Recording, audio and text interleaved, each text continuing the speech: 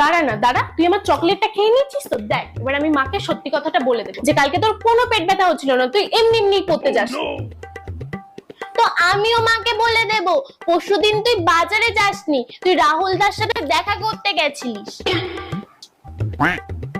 হ্যাঁ হ্যাঁ বল না বল, আমিও বলবো যে তুই যে মাকে বলেছিস না তোর ইংলিশ খাতা দেয়নি, আসলে দিয়েছে কিন্তু তুই কম পেয়েছিস জন্য তুই মাকে বলিসনি, আমিও বলবো।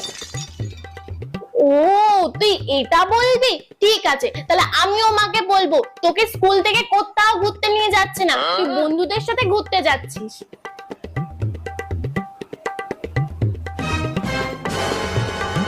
মা, আচ্ছা তার মানে তোরা দুই বোন মিলে আমাকে এইভাবে ঘোল খাওয়াচ্ছিস।